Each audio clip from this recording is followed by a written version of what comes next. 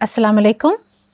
आज हम जिस शख्सियत की बात करेंगे उनके बारे में मुसन्निफ स्टैनली वॉलपर्ट कहते हैं कि बहुत कम लोग होते हैं जो तारीख़ का धारा बदल दें, और भी कम लोग होते हैं जो दुनिया का नक्शा बदल दें, और ये तो कोई ही होता है जो एक नई मुमलिकत बना दे। जिस शख्सियत की बात हम आज कर रहे हैं उन्होंने ये तीनों काम बैक वक्त किए। मुतअद्दिद मुसन्निफ़ीन ने उनके ऊपर किताबें लिखी जिनमें हेक्टर बेलीथो, इयन टैल्बर्ट, आयशा जलाल, बहुत से नाम हैं। ये शख्सियत हैं मोहम्मद अली जिन्ना। इनको आप जानते हैं एक सियासी लीडर की हैसियत से, इनको जानते हैं आप पाकिस्तान के बानी की हैसियत से, और शायद कुछ लोग कहेंगे कि बरे-सग़ीर पाको हिंद के बंटवारे के ज़िम्मेदार हैं ये शख्स। इनके ऊपर अकबर एस अहमद ने जो किताब लिखी, बाद में उसके ऊपर फ़ीचर फ़िल्म भी बनी जिसमें मरकज़ी किरदार, जिन्ना का किरदार क्रिस्टोफर ली ने अदा किया, जो कि एक मशहूर हॉलीवुड के एक्टर हैं। अपनी वफ़ात से कुछ दिन कबल उन्होंने एक इंटरव्यू दिया जिसमें उनसे पूछा गया कि आपका सबसे फेवरेट कैरेक्टर कौन सा है, पसंदीदा कैरेक्टर। उन्होंने कहा कि मेरे लिए सबसे मुश्किल मगर सबसे पसंदीदा कैरेक्टर रहा जिन्ना का किरदार अदा करना, और वो कहते हैं कि इस फिल्म के बनाने के दौरान मैं उनका मद्दाह भी हो गया हूँ। ये वो शख्सियत हैं। तो आइए आज इस शख्सियत से दोबारा एक तरह से मुतारिफ हों, देखें कि उनका सियासी सफ़र क्या रहा, क्या उतार चढ़ाव थे उनकी ज़िंदगी के, उनके सियासी सफ़र के। हर पहलू से देखेंगे और फिर देखेंगे कि क्या जो तोहफ़ा उन्होंने पाकिस्तानियों को दिया, पाकिस्तान, क्या वो सही फ़ैसला था। उस वक्त के हालात में मोहम्मद अली जिन्ना जैसे ज़हीन इंसान के हिसाब से वो बेहतरीन फ़ैसला था। तो हमें तसलसल से इस तारीख़ को देखना है, और आप तहम्मुल के साथ मेरे साथ इस सफ़र पर चलिए, क्योंकि हम इस सफ़र की एक एक चीज़ जान के, पहचान के ही कोई फ़ैसला करेंगे। जिस तरह बैरिस्टर जिन्ना ने हर चीज़ को तोल कर कहा और सोचा, हमने भी उनके नक्शे कदम पर उसी तरह से हर चीज़ का मुतालिया, मुशाहिदा गैर जानिबदार तरीके से करके फिर नतीजे पे पहुंचना है। शुरू करते हैं उनके इब्तदाई अयाम से। पैदाइश उनकी कराची में हुई। उस वक्त कराची बरे-सग़ीर पाको हिंद में तो था और बरतानवी राज के काबू में था। आला तालीम के लिए वो इंग्लिस्तान गए। लिंकन्स इन से उन्होंने बार एट लॉ की डिग्री ली। 19 साल की कम उम्र में वो अपनी बार एट लॉ की डिग्री मुकम्मल कर चुके थे, और इस तरह से वो हिंदुस्तान के कम उम्र तरीन शख्स थे जिन्होंने ये डिग्री मुकम्मल की। लिंकन्स इन से कानून पढ़ने का फ़ैसला उन्होंने यूँ किया, जो बाद में उन्होंने बताया कि वहाँ एक दीवार पर मशहूर कानून साज़ों की फ़हरिस्त में हज़रत मोहम्मद सल्लल्लाहु अलैहि वसल्लम का नाम भी दर्ज था, इसलिए वो वहाँ पे गए पढ़ने के लिए। मुंबई वापस आके उन्होंने वकालत का आगाज़ किया, और चूँकि एक बहुत ही ज़हीन और बासलाहियत वकील थे, बहुत जल्द ही उनके चर्चे होने लगे। लोगों ने तरह तरह की उनके शान में बातें की। उन्होंने कहा कि जब वो केस की पैरवी करते हैं तो एक जादू का सा समा पैदा हो जाता है। उनकी case presentation is like a work of art. और क्या कहा लोगों ने कि जब वो केस की पैरवी कर रहे होते हैं तो कोर्ट में एक भी सीट खाली नहीं होती, लोग सुनने आ जाते हैं उनको। कोई गलती, कोई झोल उनकी केस में नहीं कोई ढूंढ सकता था। उस वक्त उनके उस्ताद थे कांग्रेस के लीडर्स दादा भाई फिरोज़ शाह मेहता, और यूं 20 साल की उम्र में उन्होंने भी कांग्रेस में शमूलियत हासिल कर ली। वजह ये थी कि वो उस वक्त कौमी यकजहती के हामी थे। सर सैयद की दो कौमी नज़रिए से उनका कोई लेना देना नहीं था उस वक्त। सियासत में दिलचस्पी भी उन्होंने ली इसलिए کہ اس وقت سامراجی حکومت تھی اور وہ انسانی برابری میں اتنا یقین رکھتے تھے کہ ان کے حساب سے یہ برصغیر پاک و ہند کے باسیوں کی حد تک عزت ان کی انسلٹ تھی اور ان کے ساتھ امتیازی سلوک کیا جاتا تھا جو کہ ان کو ناپسند تھا، اس لیے انہوں نے سیاست میں قدم رکھا۔ اس وقت کے ایک کانگریسی لیڈر تلک کے نام سے ان کی توہین ایک جگہ لارڈ ولنگڈن نے کی تھی اور انہوں نے ان کا کھڑے ہو کے دفاع کیا، جس سے انہیں ہیرو آف بامبے کا خطاب دے دیا گیا اور ان کے بہت چرچے ہوئے۔ ان کی صاف گوئی اور عہدے داروں کے سامنے کھڑے ہو جانے کی صلاحیت بہت مشہور ہو گئی۔ 1905 میں تلک کی پیروی کرتے ہوئے انہوں نے کہا کہ اگر ایک ہندوستانی خود مختاری کی بات کرتا ہے تو یہ نقص امن یا غداری کے زمرے میں نہیں آتا۔ البتہ 1906 میں جب مسلم لیگ وجود میں آئی تو انہوں نے اس میں شمولیت حاصل نہیں کی۔ وجہ وہی تھی کہ وہ قومی یکجہتی اور برابری میں یقین رکھتے تھے اور ان کے حساب سے مسلم لیگ صرف مسلمانوں کی نمائندہ قوم تھی۔ 1913 میں بہت اصرار کے بعد انہوں نے مسلم لیگ میں شمولیت حاصل کر تو لی، مگر کہہ دیا صاف صاف کہ میرا وسیع مقصد ہے قومی یکجہتی اور میں اس سے نہیں ہٹوں گا۔ 1915 میں انہوں نے آپسی تکرار اور لڑائی جھگڑے کے واقعے دیکھے مسلم لیگ میں، جن سے ان کو بہت تشویش ہوئی۔ 1916 میں لکھنؤ کا معاہدہ ہوا، جس میں انہوں نے اپنی قانونی صلاحیت کی وجہ سے پھر اپنا سکہ منوایا۔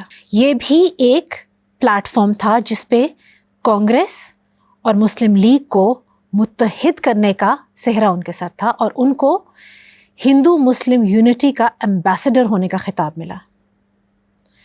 اب شروع ہو جاتی ہے پہلی جنگ عظیم۔ وہ باقی آزاد خیال رہنماؤں کے ساتھ حکومت کی حمایت کرتے ہیں اس امید میں کہ برصغیر پاک و ہند کے باسیوں کو مراعات دی جائیں گی۔ خلافت عثمانیہ کی ٹوٹ پھوٹ ہوتی ہے اور خلافت تحریک شروع کر دی جاتی ہے۔ محمد علی جناح کے حساب سے یہ مسلمانوں کے لیے نقصان دہ ثابت ہوگی تو وہ اس سے پیچھے ہٹ جاتے ہیں۔ ساتھ ہی موہن داس گاندھی اس تحریک میں آواز ملاتے ہوئے اپنی سول نافرمانی کی تحریک شروع کرتے ہیں اور فسادات ہوتے ہیں، اس میں نوکریاں چھوڑی جاتی ہیں، اپنے عہدوں سے برطرف ہوا جاتا ہے اور محمد علی جناح ان تمام طریقوں کو غلط سمجھتے ہیں کیونکہ وہ قانونی آئینی طریقوں کے حامی تھے، اس لیے وہ اس کی بھی مذمت کرتے ہیں۔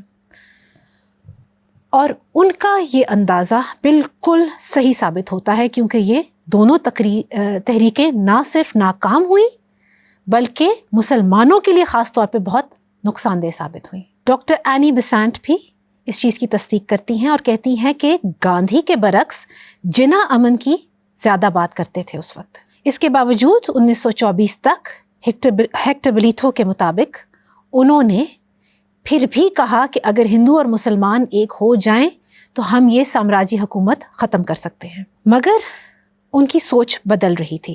ایسا کیا ہوا کہ اس شخص نے ایک وقت آ کے علیحدہ مملکت کی بات کر دی، مسلمانوں کے لیے ایک علیحدہ مملکت کی؟ اشارہ ہمیں یہاں ملتا ہے کہ وہ جب لکھنؤ معاہدے کی بات کی انہوں نے بعد میں، تو انہوں نے بتایا کہ اس معاہدے کی دوران مسلم لیگ ایک درخواست گزار کی طرح ہاتھ باندھے کانگریس سے اپنی تجاویز پیش کرتی تھی اور کانگریس ہندو اکثریت یا تو اس کو مسترد کر دیتی تھی حقارت سے یا وقتی طور پر برداشت کر لیتی تھی، اور جناح جیسے شخص کے لیے یہ ہضم کرنا بہت مشکل تھا۔ 1929 میں اپنی سیاسی مصروفیات کی وجہ سے جناح محمد علی جناح کی ذاتی زندگی بہت متاثر ہوئی، اس پہ بہت برا اثر پڑا۔ ویسے بھی وہ اپنی ذاتی زندگی پر زیادہ توجہ نہیں دے پاتے تھے کیونکہ ان کی ساری توجہ مسلم لیگ کے اوپر مرکوز تھی اور وہ مسلمانوں کے حقوق کے لیے اور اس وقت پورے برصغیر پاک و ہند کے باسیوں کے لیے لڑ رہے تھے۔ 1929 میں جا کر ان کی ذاتی زندگی پر اس کا کچھ زیادہ ہی برا اثر پڑا۔ پہلے ان کی اہلیہ سے علیحدگی ہو گئی اور بعد میں ان کی اہلیہ وفات پا گئیں. ان کے آخری ایام میں محمد علی جناح نے ان کے ساتھ وقت گزارا، ان کی تیمارداری کی، اور جب ان کا انتقال ہوا تو محمد علی جناح بہت رنجیدہ ہوئے. ان کے ایک دوست بتاتے ہیں کہ انہوں نے کبھی بھی محمد علی جناح کو رنجیدہ نہیں دیکھا تھا اس سے پہلے اس قدر، اور اپنی اہلیہ کی تدفین کے وقت وہ زار و قطار روئے. اس طرح یہ نظر آتا ہے کہ وہ ایک بہت نرم دل انسان تھے، جن کی احساسات، ان کے جذبات تھے، صرف وہ سیاست میں اور اپنے مشن میں جذباتیات کو آنے نہیں دیتے تھے. اسی سال 1929 میں انہوں نے اپنے 14 نکات پیش کیے، جس میں پہلی دفعہ ایک آزاد ریاست کا وجود میں آنا سوچا گیا.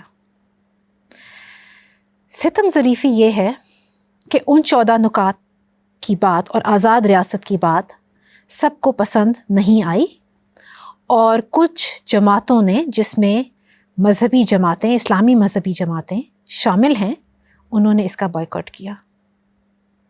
مگر کمیونسٹ پارٹی اور نان برہمن پارٹی نے اس کا ساتھ دیا. اب ہم اس موڑ پہ پہنچے ہیں جہاں محمد علی جناح کی ذاتی اور سیاسی زندگی میں تیزی سے بدلاؤ آ رہا تھا. ان سالوں کو محمد علی جناح کے کنورژن ایئرز کہا جاتا ہے، بدلاؤ کے سال. وہ برِ صغیر پاک و ہند کی بدلتی ہوئی تصویر کا مشاہدہ کر رہے تھے. وہ وہاں کی ہر سماجی اور سیاسی مسئلے سے اور وہاں کے حقائق سے بخوبی واقف تھے اور بہت ذہین تھے.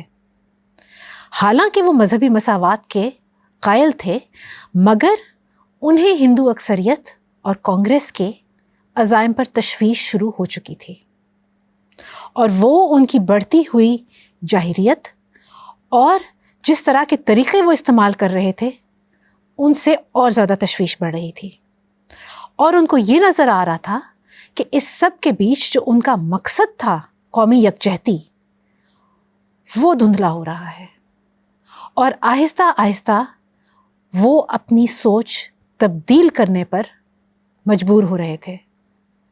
مگر ابھی ان کے ذہن میں صحیح تصویر نہیں تھی کہ ان کو کیا کرنا چاہیے، اور آگے کے واقعات نے اس چیز کو سکہ بند کر دیا کہ ان کا لاہ عمل ہونا کیا چاہیے. کیونکہ جو تصویر وہ دیکھ رہے تھے اس سے یہ تو واضح ہو چکا تھا کہ جس طرح وہ پہلے سوچ رہے تھے ان کو اس کو تبدیل کرنا پڑے گا. اور یہ تبدیلی کیا تھی، کس طرح سے انہوں نے اپنے سیاسی سفر میں سیکھا، اپنا رویہ تبدیل کیا، اور آخر کار جا کے پاکستان کی مانگ کی، اس کے اوپر ہماری بحث جاری رہے گی. ہمیں اسی تسلسل کے ساتھ ان کے سفر کو فالو کرنا ہے.